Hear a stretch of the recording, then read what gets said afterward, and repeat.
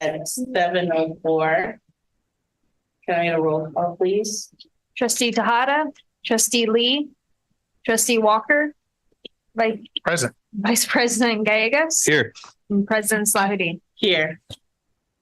Thank you. We have some board members traveling and I'm feeling well today, so we are a smaller crew, but we're ready to put in the work. So can I get a motion to approve the agenda with any changes? There are no changes. Motion to approve the agenda. Motion to approve the agenda. Second. All those in favor say aye. Aye. All right, moving on. Motion to approve the minutes. Motion to approve the minutes. Second. All those in favor say aye. Aye. Aye. You sure? I did move to approve the minutes, but I didn't specify which ones. So we're gonna approve all the minutes, A, B, and C. I love it. Okay, great. All right, so we met today in closed session and we have nothing to report out. Moving on to board communications, I will turn it over to Trustee Walker. I'm not ready to do this. Trustee Gallegos, do you want to go first? I'll go. You got it? Okay, go.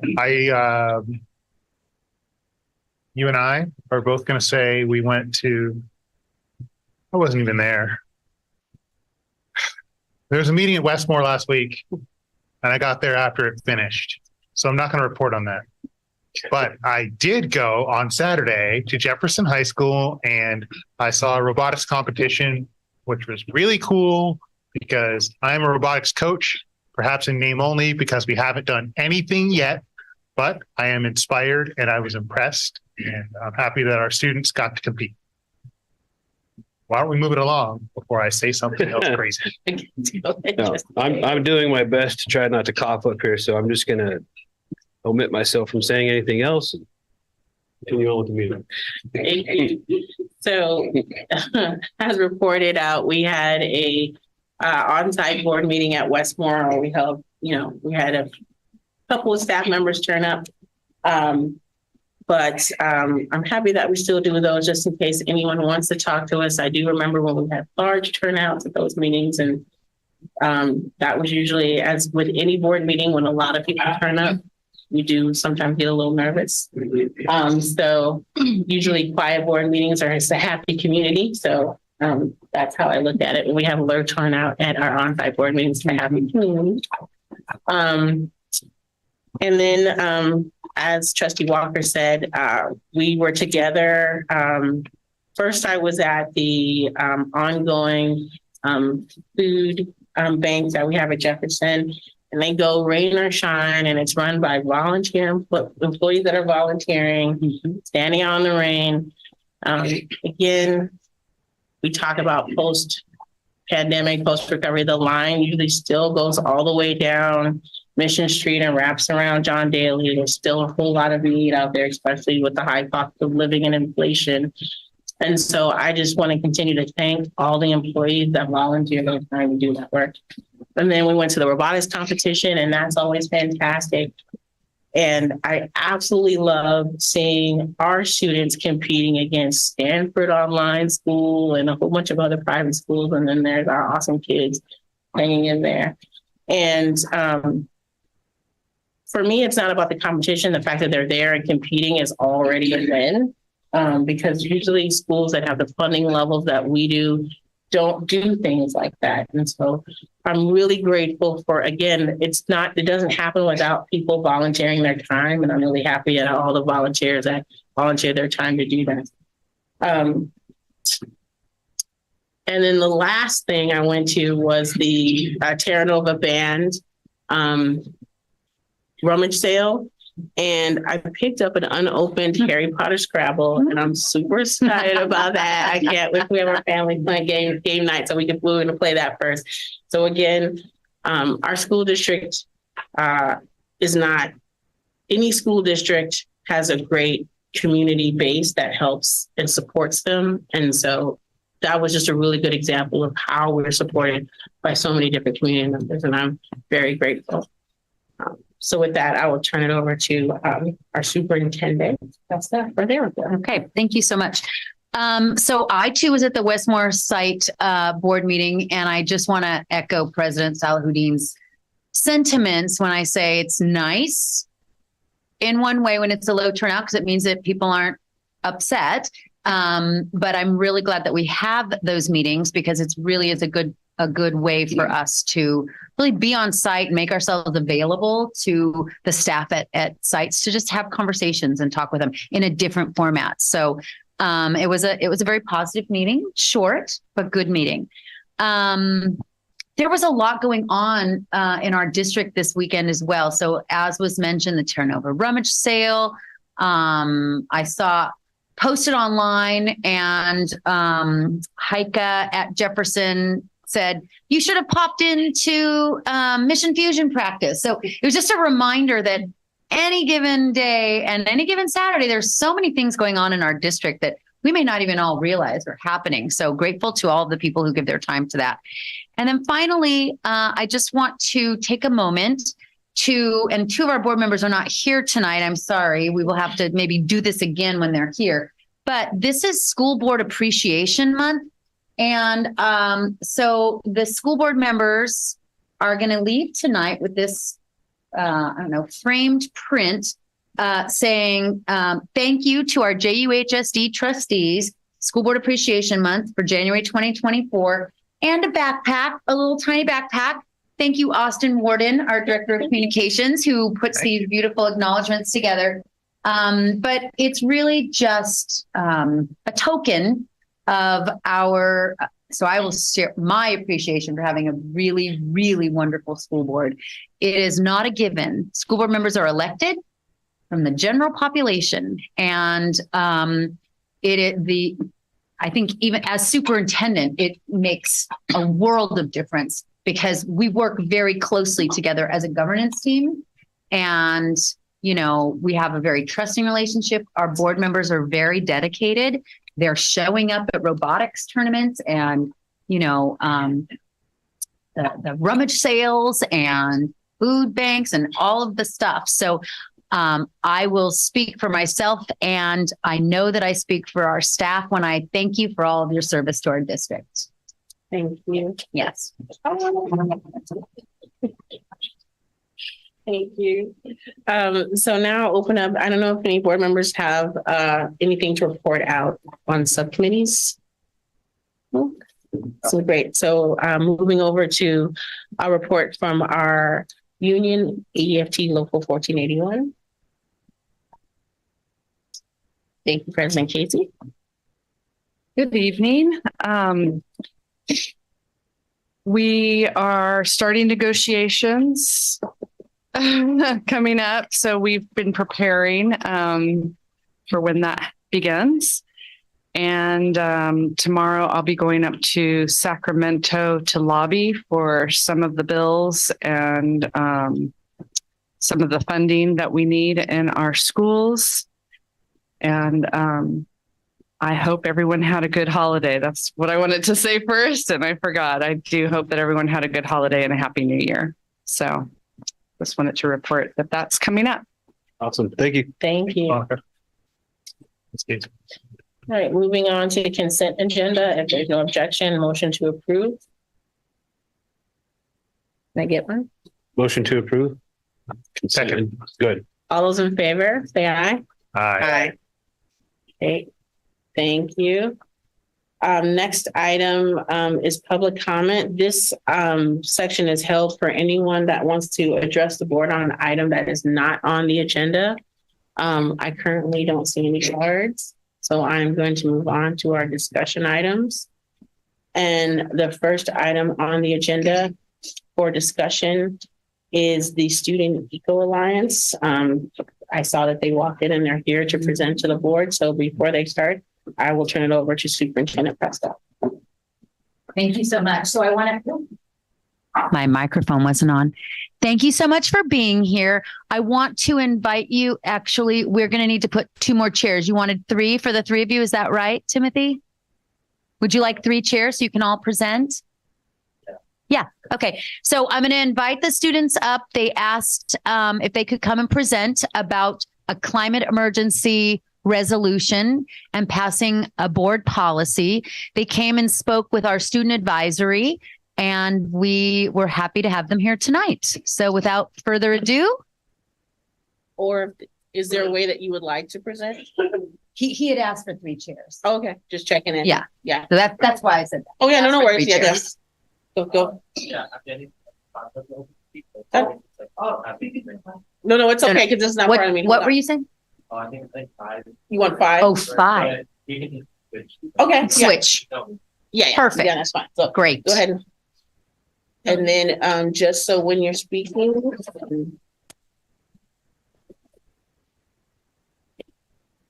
Yeah, just talk slow and loud.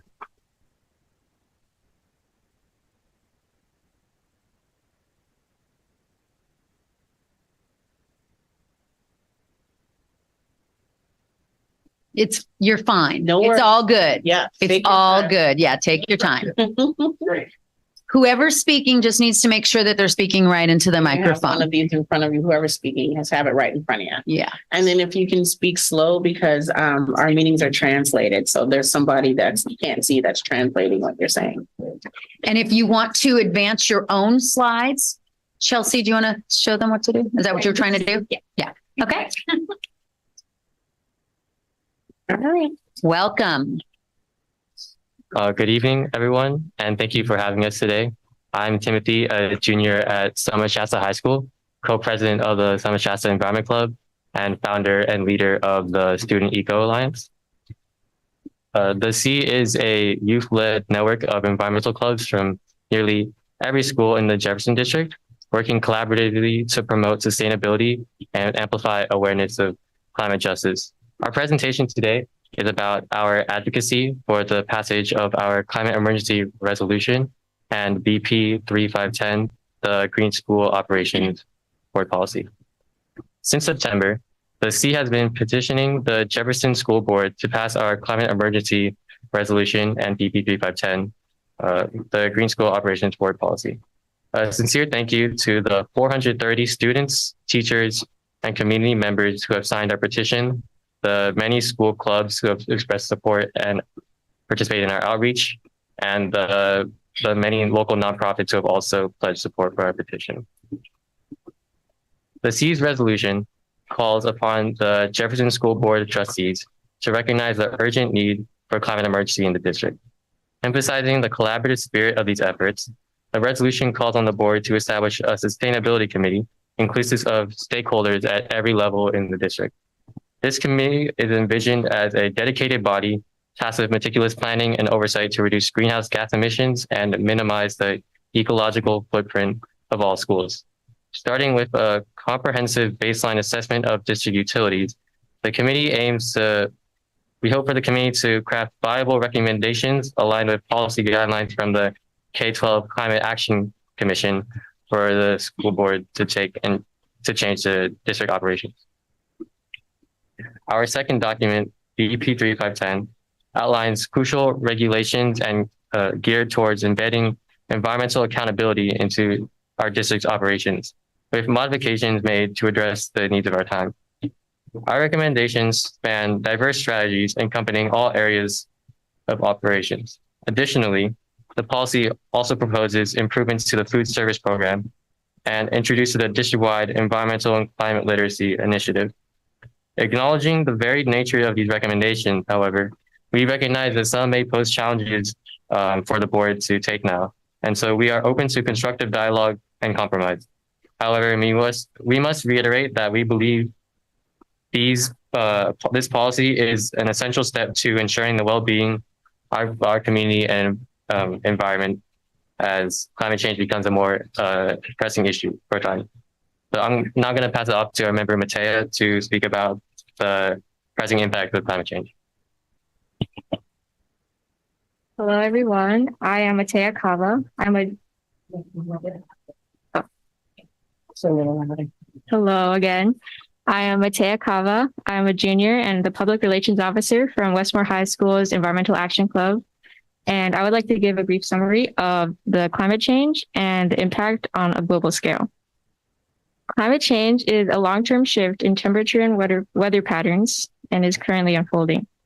While natural processes contribute, the change we observe today are beyond what can be considered natural. This change is caused by greenhouse gases like carbon dioxide from cars and methane from excess produce farming that trapped heat inside of the atmosphere. The climate crisis is not just an abstract concept for the future, but it is affecting humanity now. The repercussions of this escalating heat are felt globally, such as across the Indian Ocean in 2019. The intense heat from Australia triggered cataclysmic winds with extreme precipitation in India, causing extreme wildfires and flooding, damaging families and endangered numerous species of animals. In regions like Pakistan, climate change's disproportionate impact is starkly evident. Despite contributing minimal emissions, the country currently grapples with massive flooding, putting 32,800 square miles underwater, displacing entire communities, claiming over 1,839 lives, and rendering vast areas uninhabitable. This injustice calls for a collective commitment to clean energy, not from only affected nations, but from the global community. People all over the world are experiencing these consequences of climate change, including those in our community. We can't call for others to use clean energy without doing the same ourselves. By acknowledging this issue, we can work towards a healthier earth for the future generations of students. And I'd like to give Francesca.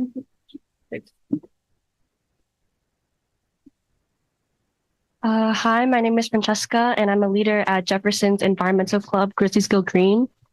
And here I'll be talking about the consequences of climate change to us in the Bay Area and California locally. Last January brought a crisis to our community. The Bay Area struggled with severe flooding and prolonged blackouts that exceeded 72 hours in vulnerable areas. The relentless heavy rain and extreme winds from atmospheric rivers wreaked havoc, leading to the closure of schools across San Mateo County. Fallen trees, power lines, and flooded roads pose substantial dangers, leaving homes and educational institutions in the dark. At one point, some C members and many classmates were among the staggering 367,000 PG&E customers without power. Despite these challenges, our community persevered. The events of last January highlight the urgent need for comprehensive action to address climate change on a broader scale, particularly in regions like San Mateo County. We realize that the storm we faced last year is just a glimpse into the larger pattern of disruptions that await our community. San Mateo County is California's most vulnerable county to sea level rise, according to multiple reports. Sea level rise possesses consequences: flooding, increased erosion, loss of ecologically balanced beaches, and the risk to the purity of our drinking water that threatens infrastructure, allowing our community to thrive. Pacifica, home to Oceana and Terra Nova high schools, is especially endangered by these effects. An additional consequence is that the increase in extreme weather exacerbates the already present ramifications of decreased student learning and overall sense of well-being that is fundamental to a thriving school community. In the face of climate change-induced storms of this magnitude, we must ask, how can our students be expected to prioritize and focus on their education when the disruptive chaos of the world is encroaching upon every aspect of their lives, both within and outside school? In light of these pressing challenges, it is imperative that we, as a community and educational institution, take decisive action to mitigate the impacts of climate change. I'm going to pass it on to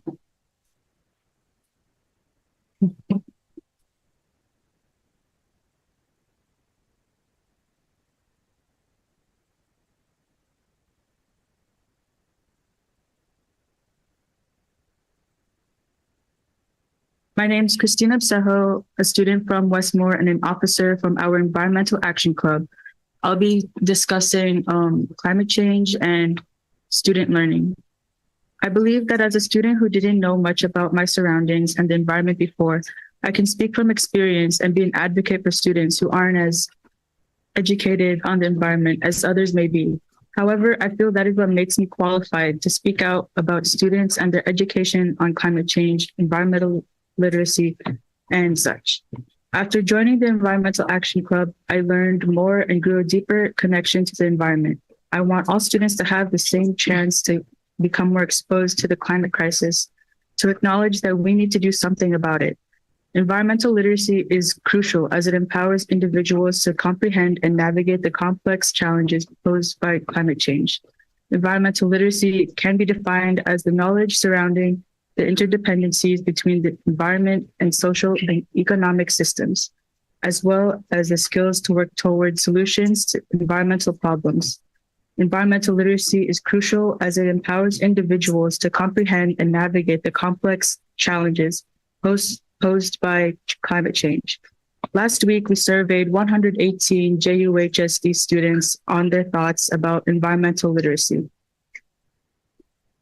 When asked about their most recent exposure to environmental literacy in school, many students struggled to recall, with some mentioning the last instance was during elementary or middle school. In our slide, we feature real student responses, which reflect an alarming portion of students who have received little to no impactful environmental literacy in high school. We also asked about the frequency of environmental or climate change related lessons in their classes. Approximately 62% responded with occasionally, which we labeled as 1 to 2 times a year.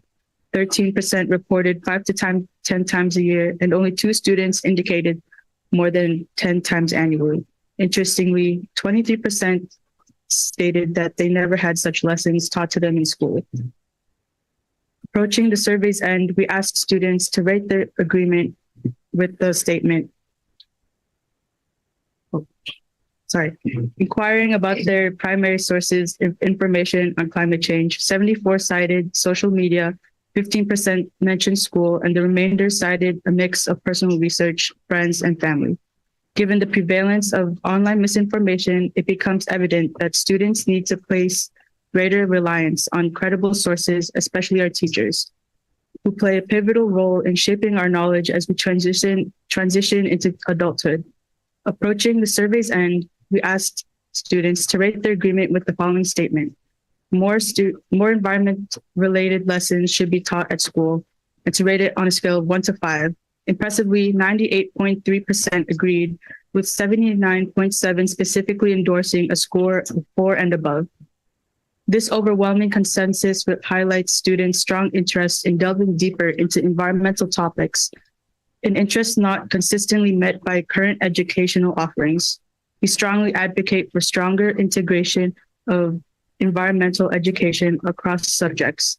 Students should have the opportunity for well-rounded education on the critical issues surrounding climate crisis within our schools. The survey reveals a strong student desire for increased environmental education, coinciding with recent legislation emphasizing climate change education. California's AB 285, passed last October, mandates schools to teach the place of humans in ecological systems, the causes and effects of climate change, and the methods to mitigate and adapt to climate change by the 2024 to 25 school year. Schools, as frontline players in addressing the climate crisis, bear the responsibility to inform and empower students to be part of the solution. This initiative is not merely about compliance, but is deeply rooted in our shared values as a community. Hello, my name is Cherish. I am a junior at Westmore and I'm a part of the Environmental Action Club there. And I would like to point out how our initiative aligns with very many of the district's core values. For example, the district claims to be student-centered, and considering how the climate crisis impacts on students, particularly with climate anxiety, it should offer outlets for reliefs and collaboration with groups like us at the Student Eco Alliance. In terms of equity, acknowledging that the youth and marginalized communities are highly vulnerable to climate change is crucial, which requires proactive measures to address both environmental concerns and the well-being of our youth. Alongside this, we should also encourage more climate-aware students to suggest initiatives with equity, fostering collaboration and proactive solutions to environmental challenges. For example, a more climate aware student can suggest projects that encourage students to take eco-friendly modes of transportation to school. Because otherwise, without a policy really in place that brings more awareness to climate change, the majority of the students will remain silent about the ongoing crisis. Lastly, we also acknowledge diversity as a Jefferson Union High School District core value. With diversity, we must also understand the role of diverse perspectives in collectively addressing environmental challenges to benefit our entire community. As a Westmore student, I'm always reminded to be an upstander, and I think that the district should also lead by example with this by passing the board policy and declaring a climate emergency. Passing the climate emergency resolution and BP 3510 is a pledge to Can you create. speak a little slower? Sorry, it's for translation. Passing the climate emergency resolution and BP 3510 is a pledge to create a more sustainable, equitable, and resilient educational environment. It's an investment in our students' future, ensuring they thrive academically and contribute meaningfully to a world facing climate challenges. Together, let's lead, inspire, and instill values for a healthier, more sustainable, and just future. Thank you. Okay, so opening Thank up you. for any questions?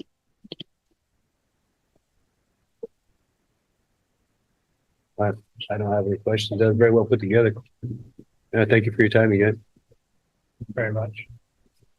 So I do have a few questions. Can you tell me, for example, where some items that you would like to see changed? So where are we out of line in regards to the policy that you're proposing that we adopt versus what we're doing right?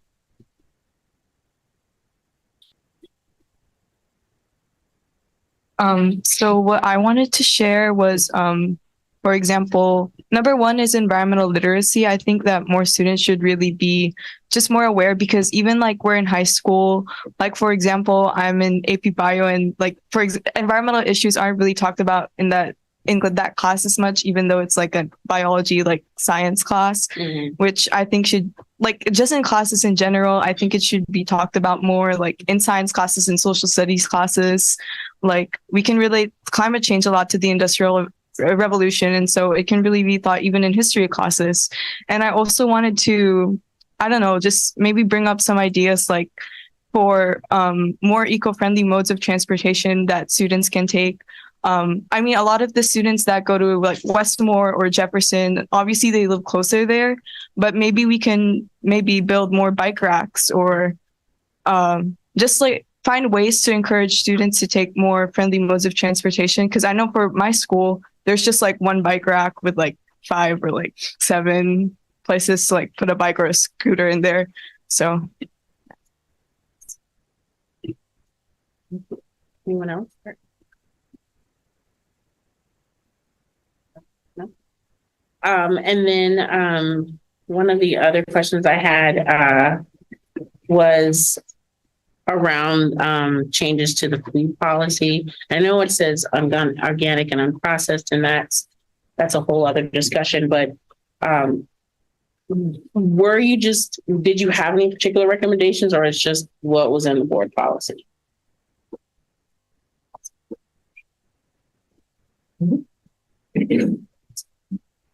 At the time of modifying the draft, that was within the board policy. We don't have specific recommendations, and we understand that. We understood as we wrote that is like probably one of the more difficult of the policies to abide by. I know, speaking with my administrators at Summit Shasta, because I understand it's managed by some public schools, that it's difficult to find like food services that would like fulfill that. Yeah, I think another big issue that we kind of have like talked about though with food waste is that the food services often create a lot of waste. Like there's a lot of use of disposable plastics, like single-use plastics. And while again, I must acknowledge that it's like very difficult to find the food service, I wouldn't do that. I think we could be improving like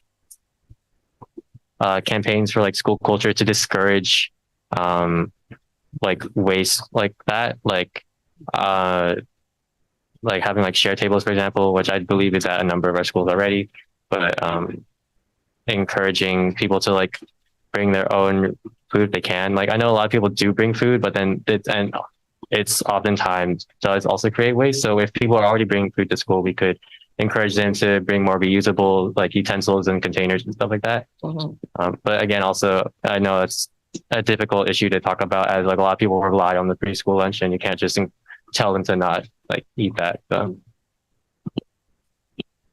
And then when you're looking at next steps, for example, if looking at the BP, we could definitely have a discussion about the board policy. Were there any other next steps outside of just the BP and the resolution? And so, and particularly what you were doing, like a lot of this is part of the advisory committee. Would you all be willing to, because one of the hardest things we have to do when we form committees is finding people to actually be on the committee. And so, are you guys all joining the committee if we were to have one of these as an advisory committee? Yeah, I think that many of our members would be interested in joining that committee if it was made open to like students' input. Okay. Did you have any questions, Superintendent Presta? I don't have questions, but I have comments. So I just want to thank you. I think it was actually you guys and maybe some different students who came to student advisory to meet with the student trustees earlier this year.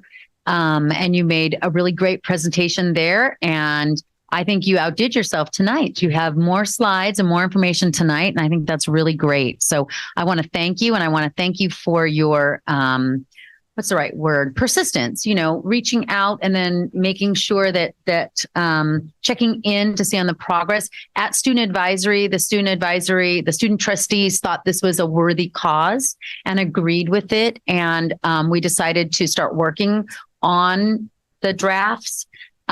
We haven't brought them to the full board. And so your group said, hey, can we present? So I want to give you a compliment for keeping at it and, adopting resolutions, adopting board policies, especially, I think even more than a resolution, that sort of codifies that it's in the morals of the school district, that we're saying this is something that we're going to be living by.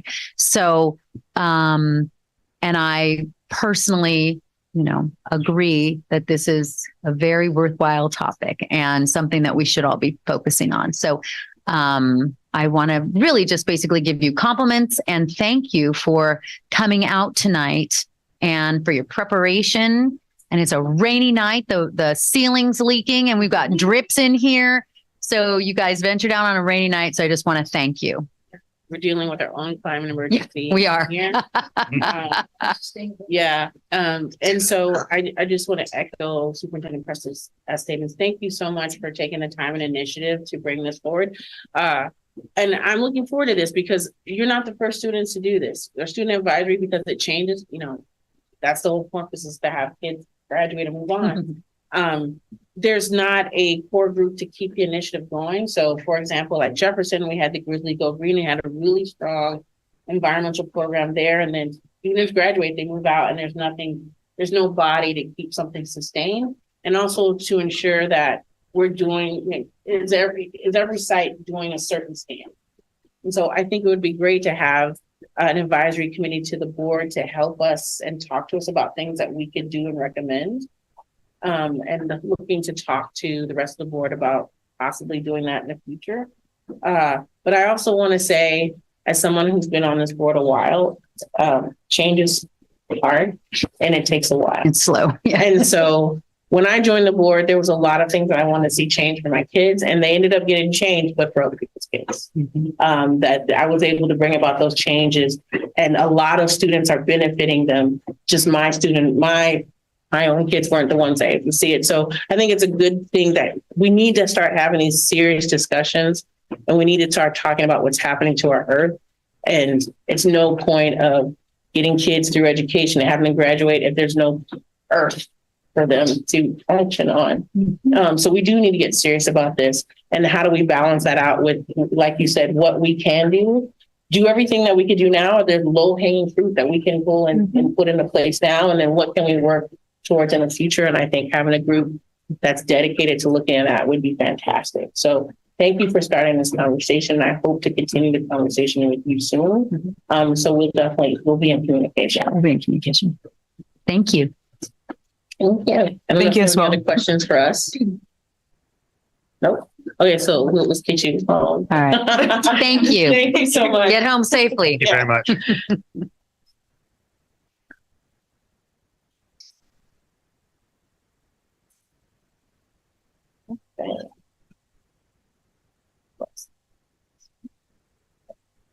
Sorry, I lost my place on the agenda. Okay, so the next item up for discussion is the school plan for student achievement for Oceana High School. So, wow. Ms. Torres is setting up. I'll turn it over to Ms. Bucker. Awesome. Good evening, President Salahuddin. This evening, Principal Torres will be sharing the highlights of Oceana High School and their school plan for student achievement. Ms. Torres?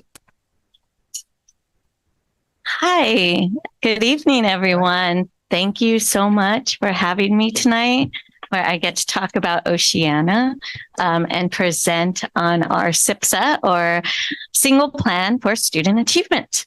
I think I can just do that. So this is our vision statement. The vision statement was actually developed and updated as of last school year. Our leadership team decided that the old mission statement didn't really represent us anymore. And at the time, we didn't have a vision statement.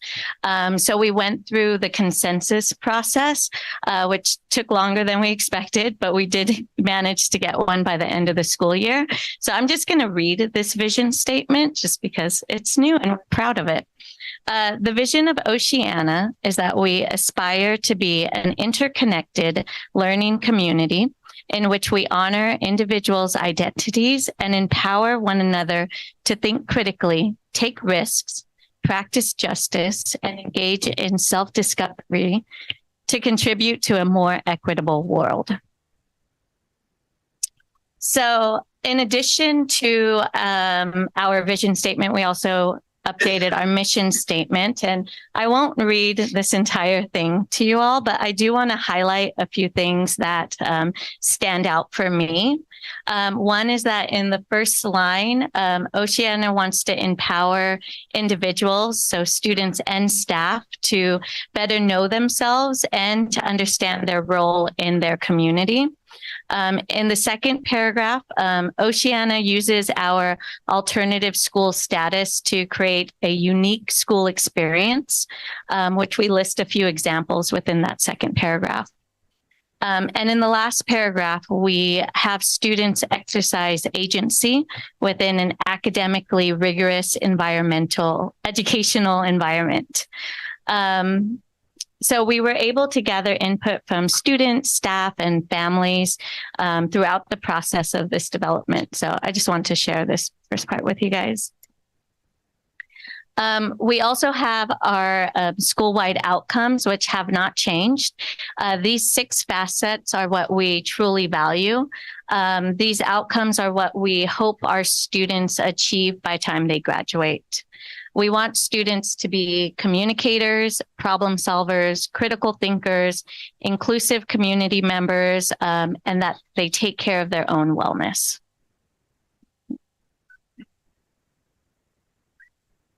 So just to share a few highlights of Oceana, as you just saw, we developed a new vision and mission. Every school year, our certificated staff members have an overnight retreat. And this last year's retreat, we focused on our new vision and mission. A small committee developed 24 hours where we examined our vision and mission, taking a look at what we already do and how that aligns to our vision and mission, and taking a look at what else we can do. In addition, Vice Principal Nozick did the same activity on a smaller scale with our parent organization that went really well.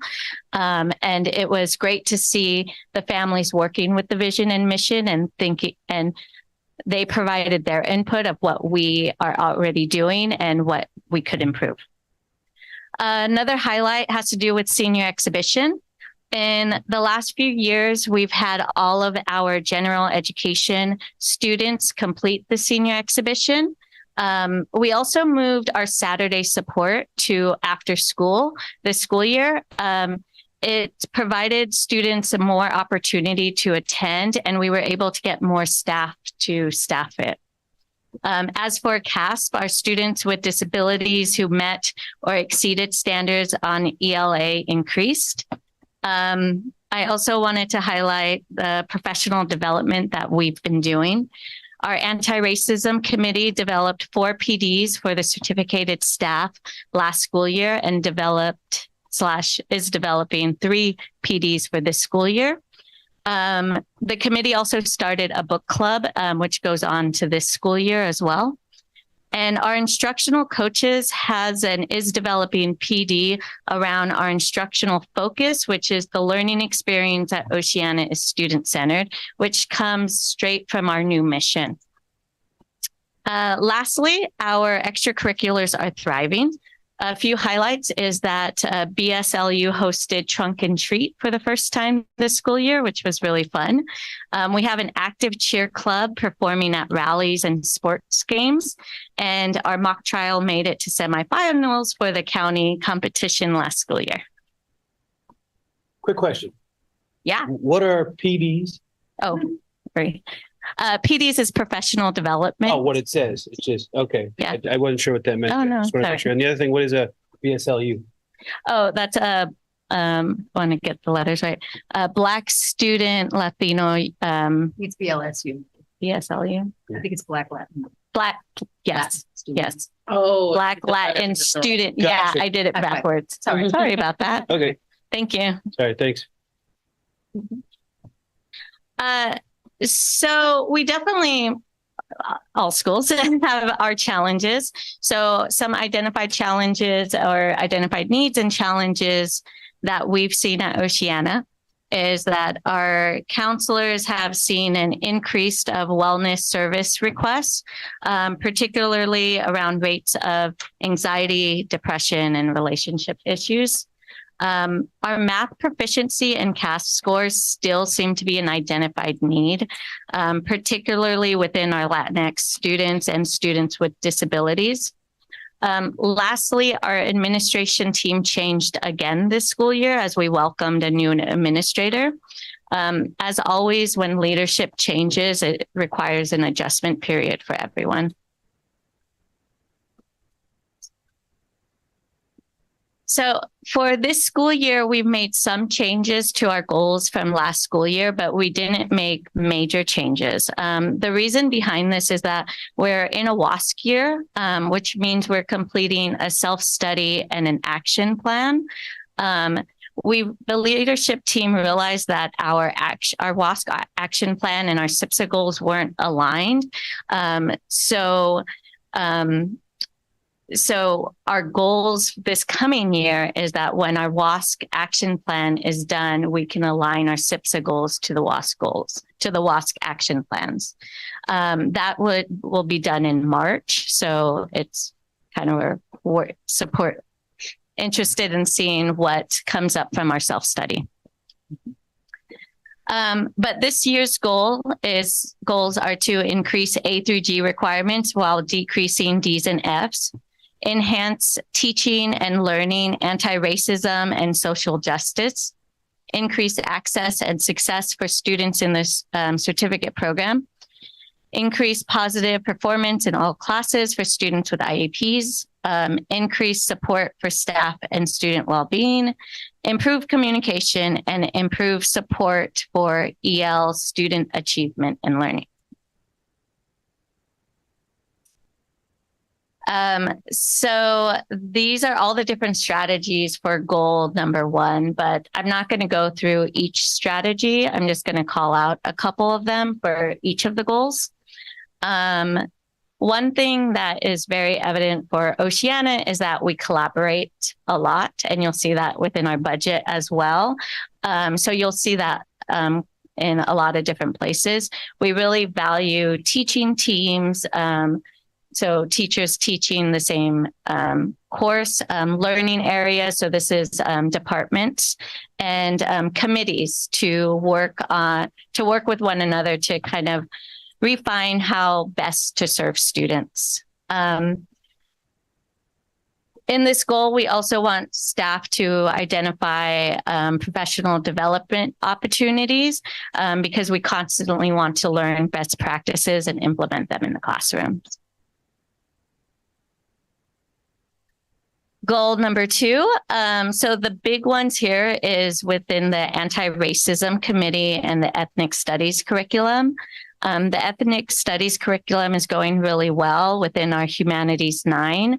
And the teachers are really enjoying teaching it to the students. The students are very receptive to it. The anti-racism committee is in its 3rd year, and we're planning professional development for staff to support staff in personalizing anti-racism work within their profession. Goal number 3. So we used to have one goal with students in the certificate program and students on the diploma track, and we put that into 2 different goals. So this goal is specifically about students in the certificate program. And we're still figuring out the best way to measure this goal and the best strategies that can really support this goal.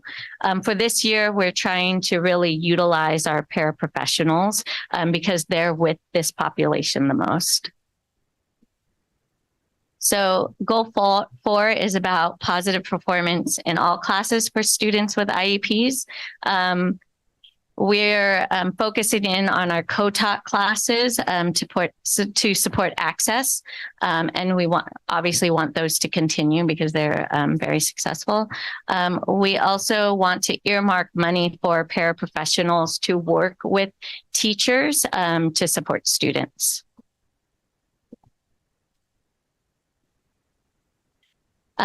Goal number 5 is to increase staff and student well-being. We try to reduce the counseling ratio by utilizing counseling interns and getting counseling resources directly to students. Last school year, we wanted to update the lockers in the gender-neutral bathrooms. Unfortunately, that didn't happen, so that's still on our goal to complete that. And communication is obviously very important. So we will be increasing awareness of community events to staff, families, and students. We also started a communication survey to our families. This is the 2nd year we gave them this survey. We're hoping to see any trends or to find out any ways to improve our communication. Goal number 7, this is a new goal for us. So this school year, we have an EL section. So a teacher without a class right now is supporting our students who are identified as EL. The idea of this is to improve communication and targeted supports to our students. In addition, we're looking to implement more restorative justice practices to support with any student discipline. This is a summary of our expenditures. This includes different funding sources, not just site funds. You can see that the bulk of our money is through collaboration, and that is usual from year to year. But we also spend funds on professional development, we prioritize senior exhibition support, general improvements, field trips, anti-racism committee and ethnic studies curriculum, and we earmark more money to the EL support. And that is what I have for you. So please let me know if you have questions. Thank you so much. Opening up to any questions or comments. I thought. So thank you very much. I'm proud to be an Oceana parent. And thank you to you and the staff for everything you do. You know, anybody know what I'm going to say? No. These successes don't happen by accident. So congratulations. I have a question. As a former math teacher, you said one of your goals was to improve math achievement. I don't remember what's on the slide, but just kind of curious, is it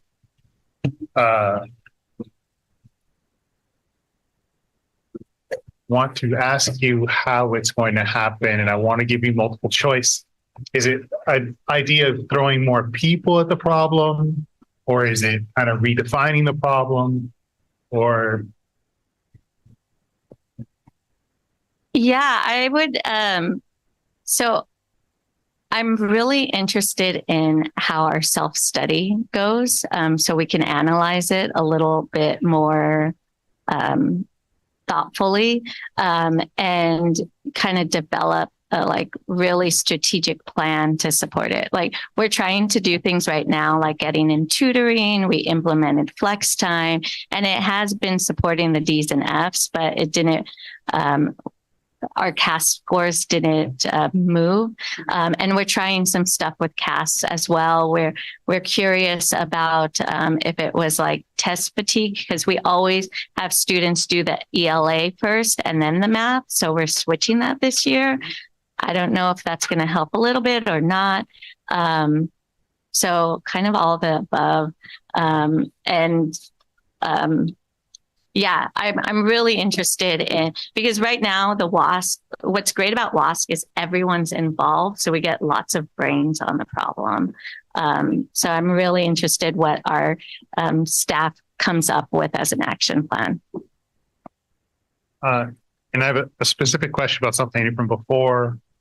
It used to be that there was I think it's 24/7 tutoring, online tutoring option. Is that still an option? Yeah, paper. That is still an option that we, communicate to students through who need that additional need. But I think we can advertise it a little bit more. I just hope that some students use it more frequently than others. Thank you, Ms. Torres. I don't have any questions, but I always do appreciate all the effort that goes into these, CISPA presentations and helping us understand what your guys' action items are and how you're going about doing that. And a lot of it still sounds foreign to me because I'm still kind of new to this, but I'm kind of getting a grasp on, how you guys are going about your, busy daily lives, trying to figure out how to improve the quality of education at your schools. And I appreciate that. Thank you. Thank you. So I have a question that was triggered by Sharet's question, which was our trustee Walker's question, which I don't invalidate CAS data because we need data from everywhere, but I also try to look at data from everywhere. So does it correlate with the percentage of students that are actually hitting or completing a college level math course?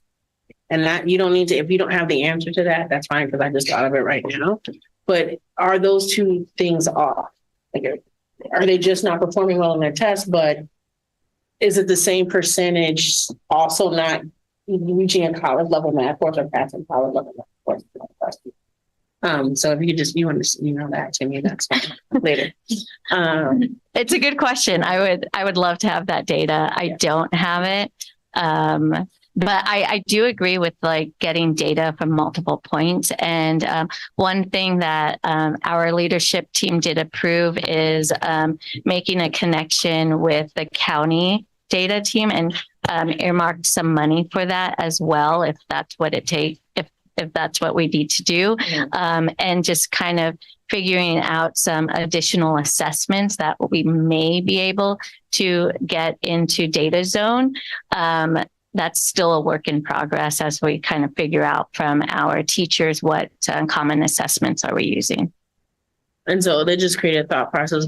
And I know one of the things we're looking at is a deeper dive into A to G. I personally hold more in the A to G rate than I do in the CAS rate, which we're going to get into with the dashboard, just because it is the standards and everything are designed by our own staff who know our community and our teachers better. So getting more information on those rates and breaking down A to G, because we normally get it in a chunk, like, did they do A to G? But is the math part of A to G holding up people reaching A to G? And looking more into that. Karina already probably knows, but no, their A through G rate is fairly high. So there might be an anomaly for the CAS for Oceana in 2023. There are several circumstances that I could share in the weekly recap. Okay. And so the only reason I bring it up is I don't want too much correction, et cetera, that we're going to do for something that's really not helping them after they leave. Yeah. You know what I mean? Like that data point, that data point is an important data point because other people care about it. But, so that makes me care about it, but it is not the end all be all. So I don't want us to throw a whole bunch of resources about something. That was the first thing. The second thing is, have we asked the students about the test and how they feel about it, and if there's any issues around them, and just getting that info. The third thing is now changing topics is the senior exhibition. I really like seeing the changes around Senior X and the support. And congratulations on getting 100% of the students to pass Senior X. And so I would just really like to see us continue down this path, because not intentionally, but Senior X uses a culling mechanism sometimes for people to not go to Oceana. Like they hear about it and they go, well, I don't want to, I want it to be something that students feel like it's daunting, but I can aspire, I can achieve to. Not I hear about this thing that's going to be required of me, so I don't want to go to that school. So getting more information about the supports that'll help you, like don't let that be the reason why you don't go to or don't choose the school. Because I want everyone who thinks that they, that everyone should believe they have the ability to do that. So thank you for starting that process. And I look forward to see what else we can do to help support that, because it's also one of my favorite days. It's one of the events that I've never missed since I've been a school board member. And then the last thing I wanted to talk about is Oceana really started started on the equity journey for the district. So I'm just excited to see how you continue to grow. I'm glad that you have an ERG group for students, and I'm hoping to see that can continue to grow and develop. And just to hear more about it, because there are at Jefferson, there is a Black student union as well. There's other schools have different types, but just looking at, I'm hoping that as a district, we can look at ways to support that. And just hearing from schools and how they're working and what we can do to help support them. Because I think, especially now, because we continue to not be able to get it together as a nation, having a safe space where you can just go and talk to people who understand you and your issues is becoming more and more valuable. And I know I can't talk about how much I appreciate my employee resource group at work to be able just to go and to people who understand not just what I'm going through, but how that intersects with what it's like for me at work. And then to hear from them well, when I'm dealing with that particular issue, this is what I do. And so just to have that additional support for students, that it's not just a place to do activities, but it's also a place where you can help support each other and give each other best practices. So that's all I have to say. Superintendent Prescott. Thank you. I kind of want to echo a million things that were just said. First, I want to thank you. Last year at this time, you really expressed that you were, just coming on and wanted to really look at the vision and mission. And so really, that was, I think, the right thing to do then. And it's clear that you and your staff have spent a lot of time, and your community have spent a lot of time. So I just want to compliment you on that. I also want to compliment you and just remind us all that I think oftentimes the questions are more important than the answers, certainly on hand. And that we don't oftentimes know what to throw at a problem to fix it. And, I do. So district wide, I was in fact just talking with the board about really focusing on data, how to grapple with data thoughtfully, how to not be afraid of data, because most people are. I think that's not an incorrect statement. And that there are lots of different kinds of data. And that CASP data, I want to sort of echo the sentiment that is certainly a data point, and the world looks at it like it's important, and it's not the most important in my view. I think student experience data is very important. I value how, singling your school out because you're presenting. I think our district is really is making strides. Our equity inquiry team at the district level is looking at student experience data. I happen to have a child who goes to your school, so I do hear things that are happening at your site specifically. And I'm heartened you have students on your student advisory council and academic council. And I just want to sort of highlight that because I think that's really important, that we adults can do all of these things. And if the experience of our students isn't changing, doesn't matter. So I want to compliment you on that. And I had lots of different points. I guess my main thing is thank you for understanding that the thoughtful, the slow, thoughtful progress on real problems, I think is what will make a difference. And I see Oceana doing that. So thank you. Thank you. Mm-hmm. Thank you so much. Thank you. Okay, moving on to our action items. The first item is our contract with AMSnet. And I will presentation. Whoops, sorry. Moving on. I skipped. I just wanted to make sure Doreen won the bet. You guys spoiled it. Sorry, we're moving on to the 2023 California School Dashboard presentation. Turn it over to Ms. Baca. Good evening, President Salahuddin. I'm here to present more data.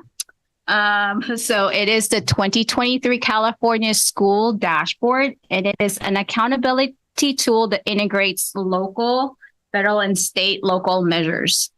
Please keep in mind that this is the second data point after the pandemic. And this data is a lagging data. So what was talked about before, that we need to use this information in conjunction with other data sources, such as what Ms. Presto was talking about, student data experience, student work samples, progress reports, teacher feedback. So the agenda for tonight, just a quick overview on what the dashboard is, what the results are for Jefferson Union High School District. I will be focusing mainly on the state indicators because I presented the local indicators in the June board meeting, and then some key takeaways. So what is the dashboard? It is an online tool that displays multiple measures of state and local performance to assist in identifying strengths and challenges of districts, schools, and student groups. It includes 6 indicators, 6 state indicators, 7 local indicators, and it also shows student enrollment. I want to point out that with the state indicators, it yields a color. And to get a color, we look at the status and we look at the change. So the status could have different levels from very high, low, medium, high to very high. And then we look at the change from the previous year. Did we decline significantly, declined, maintained, increase, or increased significantly? Where the status and the change meets or intersects is the color that we get for that indicator. So red is the lowest performance, followed by orange, yellow, green, and blue, which is the highest performance. So here's the enrollment demographic snapshot of the dashboard. So this was from 2023, and we had 3,884 students during the census day in October. 15.8% students learning English, 32% socioeconomically disadvantaged, and 0.2% foster youth. This also breaks down the race and ethnicity of our students. So for African American, we had 1.3%, and to the left of it is the total number of students. For American Indian, we have 0.2%, Asian 14.9%, Filipino 25.8%, Hispanic 33.7%, 2 or more 7.2%, Pacific Islander 0.7%, and white 16%. On the right-hand side is the snapshot or the colors for each of the indicators. So for suspension, we received a yellow level. For English learner progress, green. For graduation rate, yellow. College and career does not have a color yet, but it has a status of medium. We will have a color next year. For English language arts and math, we received an orange level. And the others are the local indicators, which we all met. So for the academic indicator, we use the Smarter Balance Assessment in English and the California Alternate Assessment. So to get the scores for this, it is the average of the student scores from the distance from the standard. So the standard has a level, around 2,500 or so, and we look at the plus or minus from that standard. And we take the average of that, and that is the score that we have. One thing to point is it's not just the average, it also includes penalty points if we don't meet the participation rate. And so the expectation of is that 95% of our students take the assessment, and we were at 94% last year, and we were below 6 students basically. So not very many points were taken off. But with that, we received an orange, which is 2.3 below the standard, and we declined by 18.7 points. In 2019, this is pre-pandemic, we were in yellow, and we were 7.6 above standards. This also shows the breakdown per student group. So our English learners, Hispanic, socioeconomically disadvantaged, students with disabilities all received a red indicator or red color. Our white student group received orange. 2 or more races received yellow. Our Asian and Filipino received green, and no student groups were in the blue level. So you can see there are other student groups with no performance level, and that's because we need at least 30 students or above for them to receive a performance color. If we have between 11 and 29 students, they get a status, but not a color. Okay. Thanks. I mean, it's just really quick. I mean, this was supposed to make it easier for parents to understand this. And it's become extremely complicated. So, okay. It is one of the most complicated things Oh, to my calculate God. and understand. So same thing for, here's the English language arts placement by school. So I'm just going to explain really quickly, like the status and the change. So as I had mentioned, we were 2.3 points below the standard.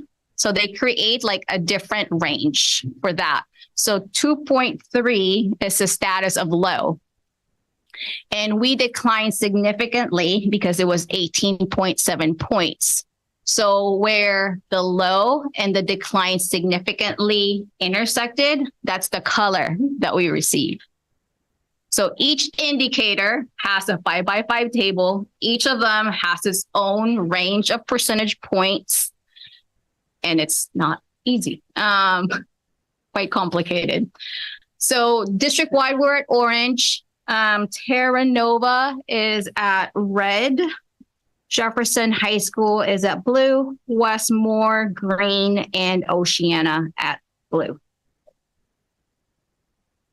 For Jefferson, orange. Yeah. Same thing for the academic indicator, the math performance. We also use the Smarter Balance Assessment and the California Alternate Assessment. Same color, orange. We were 78 points below the standard and we declined by 3.2 points. And fascinating enough, it's like the breakdown of the students is exactly the same as the one in English language arts. And in 2019, we were at yellow also, and it was 52.7 points below the standard. So that's the academic indicator. And this is how it's broken down by schools. So Terra Nova at yellow, Oceana, orange, Westmore, yellow, and Jefferson, yellow. Thornton is not part of this because they do not have significant numbers in order to qualify for this indicator. The next indicator is Oh, yes. See Oceana. I'm looking at the grid on my computer. I apologize. I don't see Oceana on here. What color is it? They're orange. They're right underneath where it says Jefferson Union High district placement. Oh, thank you. Okay, thank you. It's hidden. Yeah. Thank you. All right. So the next indicator is the English learner proficiency. For this indicator, we use the summative LPAC or the English language proficiency assessments for California. And all of our English learners take this assessment every year until they are reclassified. The exam has 4 levels, with 1 being the lowest and 4 being the highest. And the expectation is that students move up at least 1 level per year, or if they're at a 4, they maintain a 4. So with this, we have a green. Yay, that's exciting. 47.8% are making progress towards English language proficiency. That is an increase of 8.6%. And our participation rate was 95.3%. Also, one thing to highlight is that we are the only district in the San Mateo County with high school students that receive a green in this category. So kudos to Dr. Robinson and her team, because this is a beautiful thing. Okay. So this is the 5x5 placement by schools. We only have 2 schools that have significant numbers, which is Westmore High School and Jefferson High School. Westmore received an orange and Jefferson High School received a green. The next one is my favorite, probably the most complicated one, is the college and career. So the college and career indicator has 13 different ways for a student to meet this indicator. And in 2023, we received a medium level, which means 49.9% of our students out of the 1,018 were prepared. The state categorizes our class of 2023 into 3 buckets. They're either not prepared, approaching prepared, or prepared. Back in 2019, we had yellow and 44.8% of our students were prepared. Now let's go over all of the criteria on how to meet the college and career indicator. And note that a student can meet these indicators in multiple ways. So it's not just one way, they can meet it through all of them, basically. So the first one is college credit, which is really our dual enrollment. They need to complete 2 semesters, 3 quarters, or 3 trimesters with a C- or above. A student can meet it through meeting the UC-CSU requirement or the A through G. But with that requirement, there's additional criteria that they have to meet. The additional criteria is not as rigorous as a standalone criteria. So that's the A through G requirement. A student can also meet it through Smarter Balanced Assessment. They need at least a 3 on both English and math. A student can meet it through career technical education, meaning that they have to take the capstone or the 2nd year level of a CTE class and get at least a C-, in addition to other criteria. Another way is through advanced placement exams. So if they get a 3 or above in at least two of the assessments, then they can meet this criteria. Another way is through international baccalaureate, and we don't have this program right now, so we don't have any students that would meet that. Other categories is the state seal of biliteracy. So if they qualify for the state seal and they get a 3 on the ELA Smarter Balance, they will be classified as ready for college and career. Another way is through leadership or military science, which we do not have. Registered pre-apprenticeship and non-registered pre-apprenticeship is fairly new. And what it is a formal agreement with an employer, and that employer needs to be registered to the state of California. And with that MOU, if they participate in that pre-apprenticeship program, then they could be tagged as ready. So we are working on this with our construction basics class at Westmore High School. And we are working on an MOU with the Carpenters Union that once they finish the capstone course, their names will actually be placed in like the higher level of getting into the apprenticeship program. Non-registered is very similar, except that they do not register with the state of California. So it's just an agreement. Another way for students with IEP in the certificate program is through the transition classwork and work-based learning. So they can meet it through there. And the last 2 is just for continuation high school, Thornton High School, which is the non-registered pre-apprenticeship. And then also if they participate in a state or federal job program. So lots of ways to meet it, and it could be really, really complicated. So it's really important that we start tracking these ways of meeting college and career. So in 2023, how did the JUHSD met the prepared? So 508 of the 1,018 students were deemed prepared. Of the 508, 104 of them met it through the CTE pathway, or 20.5% of them. This is one of the biggest increase from 2019. This was a 13% increase. So again, thank you to Ms. Shreve for all of her work and our CTE teachers. And I could probably next year, this will even increase more. For Smarter Balance, 50.8% of the students met it through the Smarter Balance assessment. 15% met it through dual enrollment. That's the other one that I'm expecting to increase for next year. 24.6% met through the advanced placement test. 5.5% met it through the state seal of biliteracy. And the highest percentage where most of the students met the criteria was our A through G requirements, which was 83.1%. And all of the other ones, we're at 0% right now. So on this, I just have a comment. Like this, all of this makes complete sense to me. Why this is in there? It's just you can't make it make sense to a parent. Right? I mean, I think that's where the state is kind of falling down here. I appreciate these requirements because, there's all kind of data that shows of the testing for English and math at the college level is the thing that keeps a lot of students out of college. That they fail and they go on a remedial, and then if you're assigned a remedial, you're just pretty much guaranteed you're not going to graduate. And if you get at least a 3 on the smarter balance, you don't have to take that test.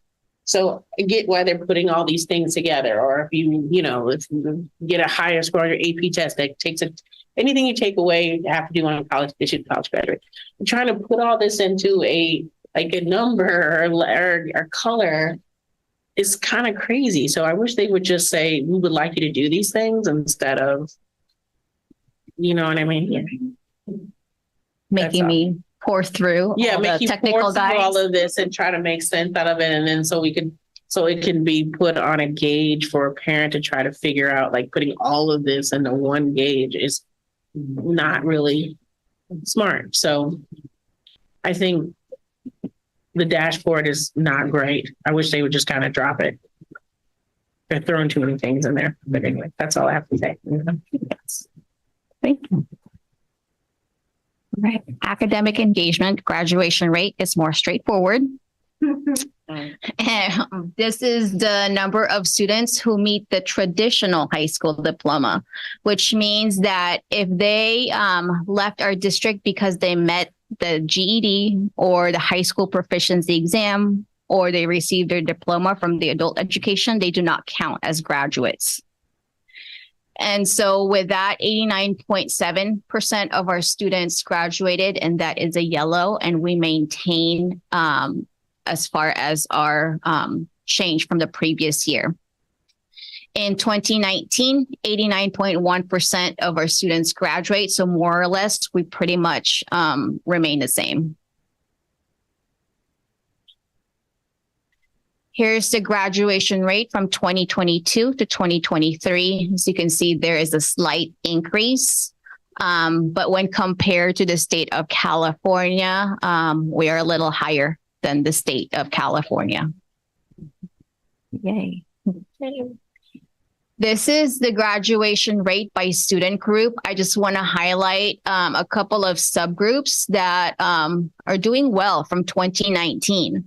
So our students learning English, there was an 8.9 increase from before, from 2019. Also, I want to call out our homeless students. There was an increase of 22.8. So the graduation rate now was 89.5. And also our students with disability. So the graduation rate is still low, which is 68.9, but this was an increase of 13% from 2019. Here is the grad rate placement by schools. So Terra Nova orange, Thornton is red, and Jefferson, Oceana, and Westmore are in green. For this one, we'll look at the suspension rate. So this is the rate of students who were suspended at least one day. And it is unduplicated, meaning that if a student had multiple suspensions, they only count once. So 3.7 of the students were suspended at least one day, were maintained from the previous year, which is a 0.3% change. And in 2019, we received a green, but our suspension rate was higher. That's because we declined significantly from the previous year. Last year, 2022 rate, it was 3.4%. And that is the student breakdown for our students. This is the suspension rate placement by school with Oceana and Westmore at orange, Terra Nova, yellow, Jefferson High School green, and Thornton High School green. This is a snapshot or a summary of how our student groups performed in each of the indicator. And I also clustered them in the different priorities. And I did that because to qualify for differentiated assistance, a student group has to get a red in at least 2 priorities. So if we look at this, the English, the math, and the EL progress, they're all academic indicators. So that only counts as 1. So even though our English learners right now got a red in English and a red in math, that's just, it only counts as 1 priority because it counts as a priority 4. So it's not the different criteria, but it's the priority. So English learners qualified for priority 4, but not for priority 5, which is graduation rate, not for priority 6, which is suspension, and then not for college and career, which is the priority 8. I say all that because there's something good that happened. Our students with disabilities finally exited the differentiated assistance, which is awesome, which means 1 less meeting for us all. Yay. No, our directors of special education and our teachers have worked really hard in ensuring it's the graduation rate that had gone up for our students with disabilities. And that's the reason why we got out for smarter balance. Like, you know, I don't even know what to say, but that's good news. And some key takeaways, bright spots, we exited the differentiated assistance criteria, green in the English learner progress. We increased our college and career indicator from 2019 by 5.1%. And then we increased the grad rate for specific subgroups like students learning English, students with disabilities, and Hispanic and Latino students. Some areas of growth, again, you know, smarter balance, something to really look into, even though we're not really placing that much importance, but it is an area that we could look at. Something to also to monitor the suspension rate. Ms. Vasmino is going to help me with that, right? Sure. Yeah. Plan improvement, some of the things that we're doing, universal design for learning so that students have access, all students have access to content and skills. The anti-racism work and equity work that we are doing, along with the social and emotional mental health support for our students. We also should promote the various ways of meeting the college and career indicator. So for instance, the state seal of biliteracy, I'm working with our world language leads to give an assessment to a lot more students, because what happens is that only the students who are taking a 4-year of the world language class or an AP exam in that language were eligible before. But we know we have a lot more students that are proficient in other languages. And so assessments will be available to them to meet that criteria. And finally, some of the bell schedule changes that could potentially happen next year will allow students to do makeups and interventions during the day so that they can get more support. That's it. Thank you. Thank you. Opening up for any questions or comments. No, I agree with you. That made my head spin a little bit. So it's tough for a parent to sit down and know anything about this and try to figure it out. Right. It's just not possible. They designed it as though you're green, you're yellow, you're red, but then they made it Sorry. Thank you. They designed it to be simple, to be just a color, green, yellow, red, like here you go. But then it's become extremely complex. And I agree. It's very hard for people to understand. The color has a lot of nuance Yeah. that a parent or anybody wouldn't even know what that really means. Right. And it didn't used to be that bad. They have thrown the kitchen sink at that. I mean, it's just, and then which graph, which gauge did you give priority to as a parent? Like, how are you even supposed to figure that out? So yeah, to me, I just wish they would just say, these are the things we want you to pay attention to. And these are some key indicators, and not try to make this into something where you have to make it easy. It's not easily digestible. I mean, that's just need to accept that. It's not something that we're just going to make it just a color or a number. All these things, it's turned right back into what they initially tried to not have it be. So, And this information too, the way it's calculated, it's different from what DataQuest or EdData presents. And so it's really confusing on what am I really looking at? Right. Because everything has a different methodology of calculation. Right. Okay. It really just confirms for me that we are doing the work that we know we need to do, right? Like all of these gains that happened, we didn't do stuff to help students learning English because we were going to get a better score on here. We just knew that these were the right steps to take. We didn't implement all the CTE program because of, accountability measures, but because they were the right steps to take. So it just reminds me that we are, continue to analyze and to think about what are the right steps to take, and then hope that it pans out in the dashboard, really. Kind of, Yeah. Thank you for the work. Short, did you have anything? I just wanted to say that while I'm sure that our educational leaders have some idea of how to address these colors, I'm not really sure if I do.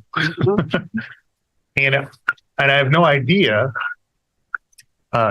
We've all mentioned parents, what decisions this is supposed to help a parent make. Not that they don't understand the colors, but just like, okay, I see all your colors. Yeah. I see strong in this, not as strong in this, not as strong in that. What's that supposed to help me do? Right. Yeah, that's a good point. What am I going to do different now? Exactly. So it's, anyway, I guess that's restating kind of what you said, but my whole thing is I think that they get it, but then they look at it and say, what do I do now? Yeah. And I think it's hard to get, like, if you're looking at, for example, the readiness, it has so much in there. How would you know what that meant? It's so much a part of readiness.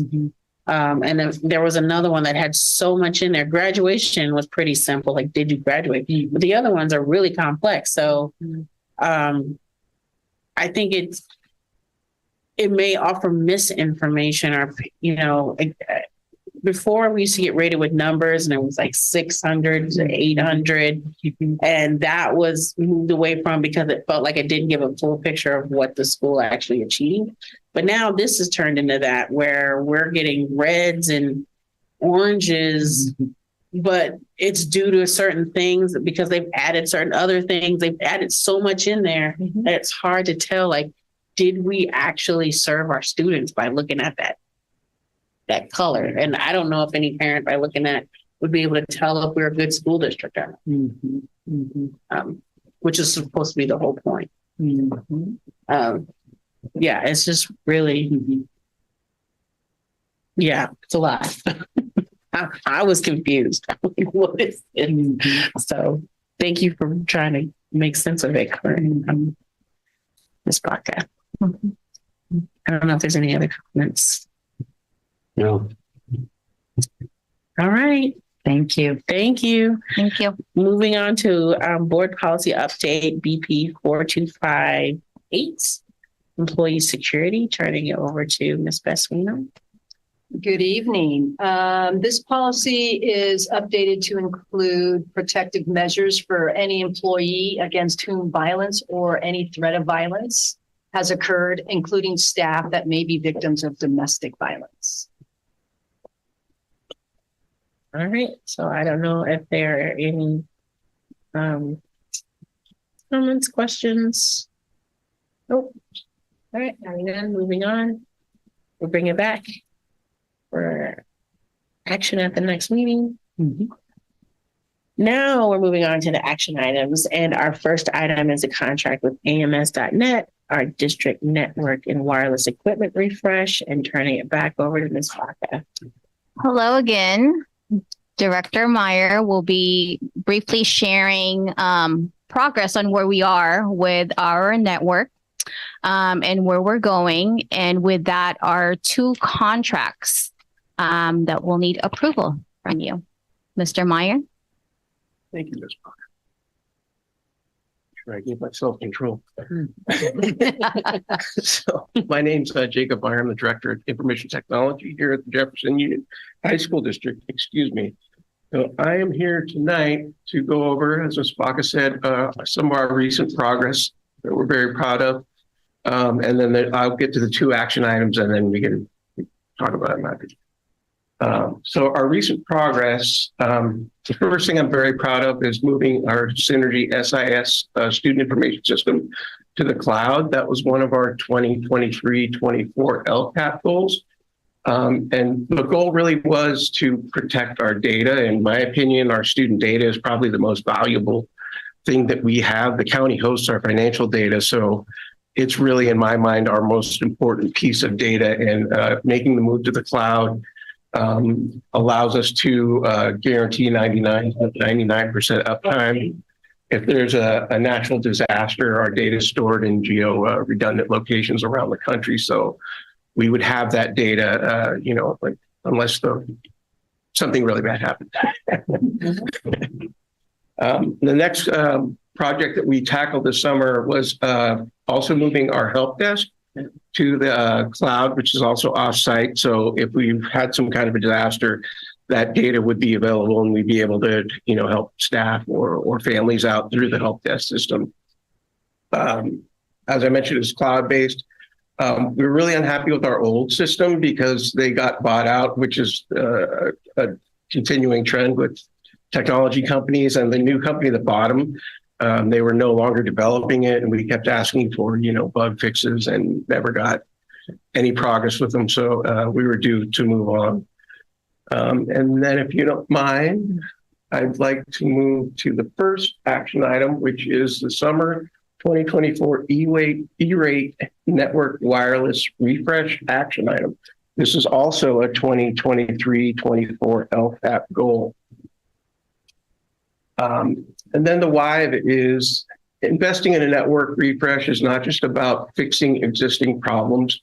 It's about preparing your school district for a future where technology plays an even more central role in education. By ensuring a secure, reliable, and high-performance network, you can empower your students, teachers, and administrators to thrive in the digital age. This is just a really small portion of our network timeline. As you can see, we started with our first wireless access points in 2014. And we've kind of just been building this, if you think of it like a car, for, the last, 10 years. And, we did the scheduled maintenance to the car and kind of got all the life that we can out of it. And the car's just old now. As you can see, we got our core switches, which is what runs the backbone of all of our data, wireless, all of our data systems. They were purchased in 2015. So I can say that we've squeezed about all the life that we can out of it. So the project goals are replacing aging network infrastructure. Now, our old system was 2 different systems, and then ironically, they ended up getting bought out by each other and then became the one system again.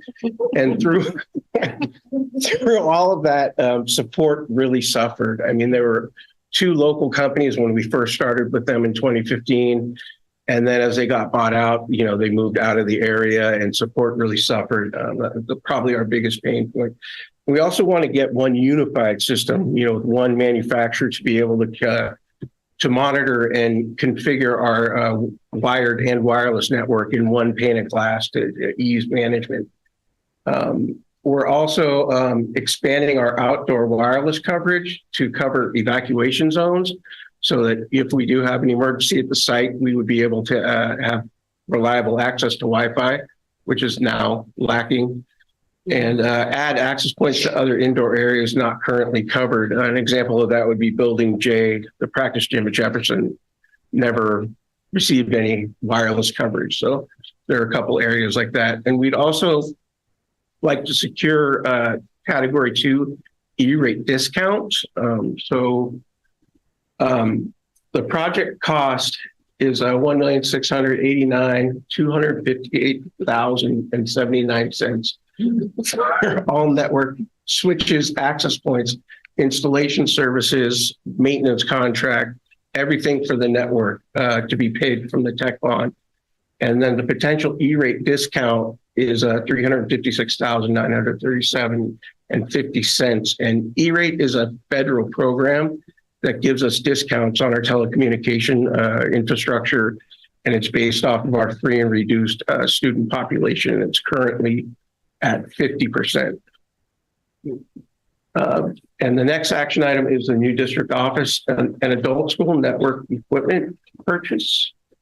The project goal to procure hardware ahead of the E-rate refresh progress, because we need to obviously get this infrastructure in place before the summer. So we want to have this as a separate purchase so that we can have, the district office hopefully ready network-wise in May before we even start to think about moving. So to stay compliant with state, purchasing rules, we're going to leverage the Spur master contract that was approved by the board for use. It was a month or so ago, and that will ensure competitive pricing and that we remain compliant, like I said, with state and internal procurement processes. And as I mentioned, install the infrastructure as early as possible to ensure that we're ready for the move-in. And then what's next is another LCAP goal. We used to have a district technology committee, I think around 10 years ago, and then it kind of just, for whatever reason, fell off. So I reformed the committee, and the first task that we're working on is coming up with a standard and getting teacher input on our AV, which is like our projectors and other technology. So I'm gathering input from them, and our goal is to get this project done this summer too, and I'll be back here presenting sometime in a future meeting. And that's it. All right. Any comments or questions? In a nutshell, huh? If there's one thing you don't skimp out on, it's technology. I know that for sure. So when it needs updated, you got to update it. Sounds like a big project. It is. We're going to be busy this summer for sure. Thank you. I don't have any questions. Trustee Walker? I think my experience as the IT guy is too remote for me to ask you a really good question.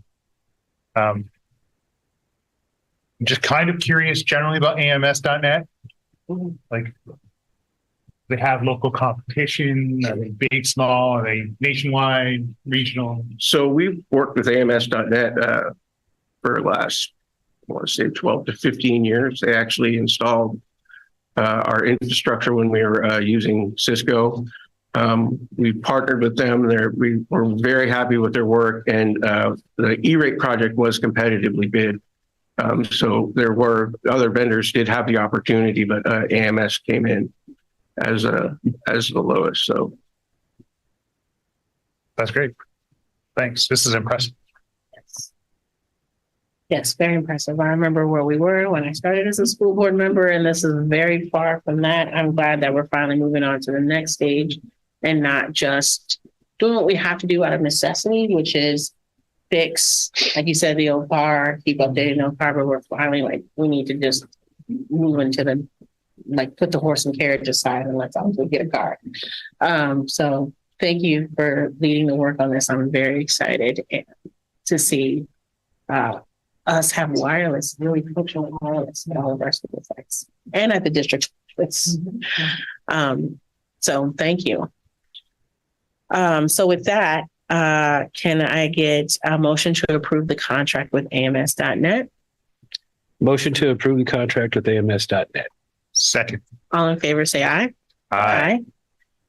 Secondly, can I get a motion to purchase a network wireless equipment for the new DO adult school? Motion to purchase the new equipment for the new district office. Second. All those in favor, say aye. Aye. Okay, thank you. One second.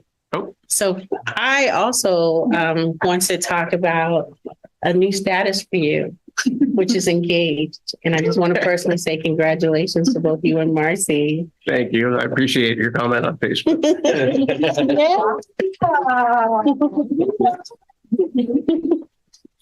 So happy for you both. We're a big district family and I love our little district couple. So, and you have been, just since you're sitting there, and we're going to appreciate it, but you have been such a light for the district and everything that you have done to get us to this place, to get us through COVID, to get us through Zoom. Like when you joined, you had no idea like how much we were going to need to lean on you, even to have a board meeting for a while. We would not have been able to do that without you.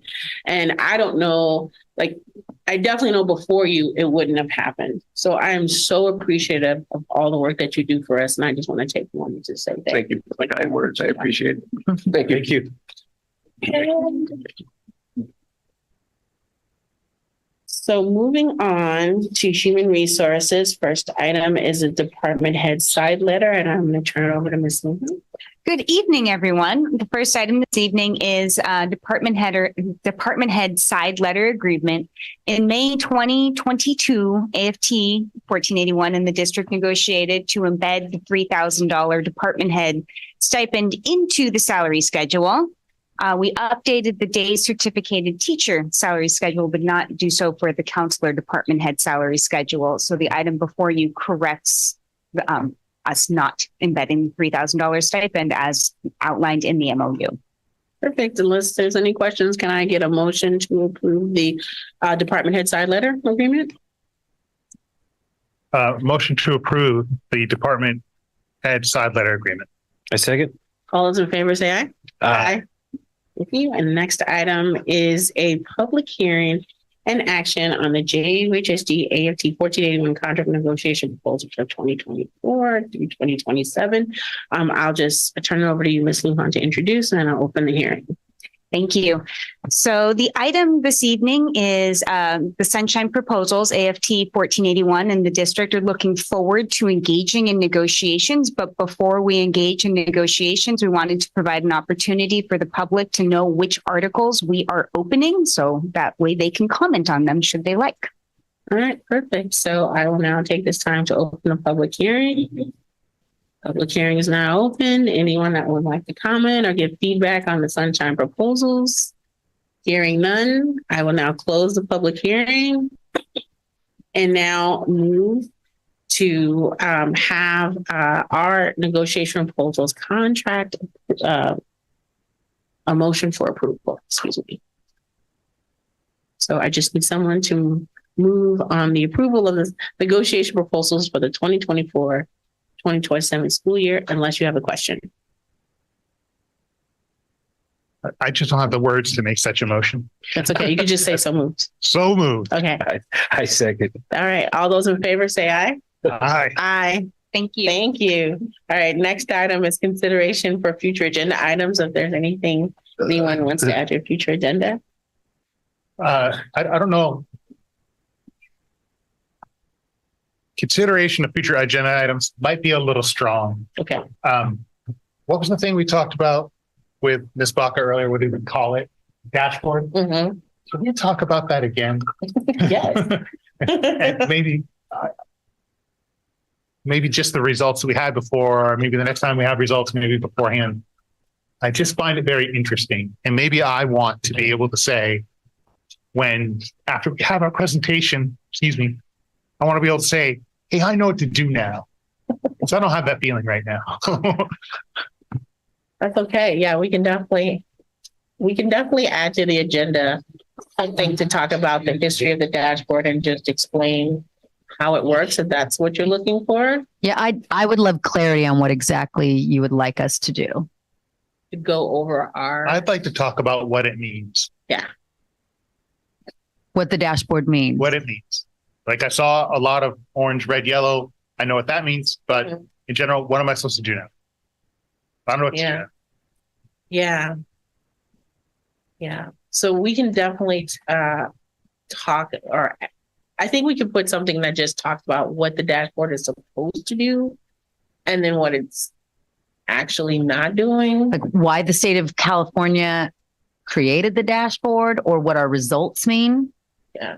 How can I help? How can you as a board member respond to the results of our dashboard? So I think that was one of the things that I was voicing is I don't know if there's a way, I don't know if this is the vehicle to address some of the issues that we need to work on as a district. But I think we can definitely bring that back for discussion about, like, I think learning about the history of the dashboard and then talking about what do we use it for is a good discussion. Would that work? May I ask another follow-up question? Are you looking for what you as a board trustee can do to help the results on the dashboard? Is that the question? Or is the question, what can I do when people in the public talk to me about the dashboard? How can I better have a better handle on what it's saying? I'm sorry, trying to be clear so we come back with what you want. I want to walk away. And when I walk away tonight, yes, I'm going to say that those colors are cool, but I don't know what to do. Yeah. So I want to know what to do. Okay. Like maybe I should do nothing, but it seems like maybe I should do something if this is the way the state of California is going to present to us a certain metric about achievements of students. So what I think we should do is just it's hard to know what to do if you don't understand the vehicle. So I think starting with the understanding of learn more about the vehicle, learning more about what the dashboard is will help form questions on or help guide us to what the next step should be. If you think that's okay. Or because it's hard for me to just answer a blanket, what do you want me to do? I'm more than happy to come back in 2 weeks. Yeah. And maybe give a better description. Yeah. Of a future agenda item. Yeah. Yeah. You don't need to do it at a board meeting. You can actually email me. We can refine what it is you're hoping for.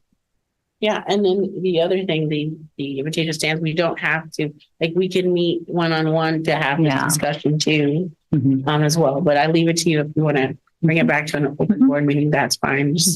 And we could just make the agenda item California dashboard and figure it out there too. So, because I think it's a board member discussion. I'm like, what do you want? What should I do as a board member? Maybe the other board members can help you with that.